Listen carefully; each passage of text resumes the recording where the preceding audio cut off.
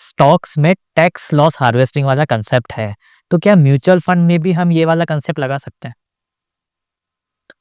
बेशक लगा सकते हैं, होता है, करते भी हैं लोग। अच्छा। 2 एग्ज़ाम्पल्स हैं। पहला है टैक्स प्लानिंग का।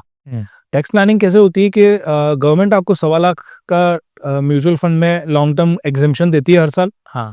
तो समझिए आपके पोर्टफोलियो में अगर total gains, long term gains 5 lakh के हैं, तो 1.25 लाख हर साल बुक कर लो आप। हाँ, ओके।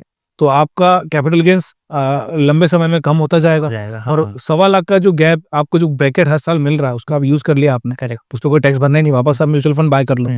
ये एक तरीका है टैक्स प्लानिंग का। सेकंड तरीका जो आपने बताया टैक्स लॉस हार्वेस्टिंग का, वो ये होता है कि आपके पास जो उस साल का कैपिटल गेन है, उसके ऊपर टैक्स लायबिलिटी कम करने के लिए आप उस साल का जो लॉस बुक कर सकते हो उसके अगेंस्ट में। तो आपका जो कैपिटल गेन्स है वो कम हो जाएगा। समझो आपने उस साल में, एग्जांपल है कि कैपिटल गेन बनाया 5 लाख का उस साल में लॉन्ग टर्म, और उसी के अगेंस्ट में आपने सेल कर दिया एक लॉस मेकिंग स्टॉक। ओके। तो जो लॉस है समझो 1 लाख का है, तो उस 5 में से 1 माइनस हो जाएगा। हाँ। 4 लाख ही आपका कैपिटल गेन रह जाएगा, ओके। और 4 लाख पे आपको कैपिटल गेन टैक्स भरना है। तो ये टैक्स लॉस हार्वेस्टिंग करते हैं, बट ये कितना फिजिबल है और कितना लोग इसका बेनिफिट सही मायने में उठा पाते हैं, ये एक जजमेंटल है।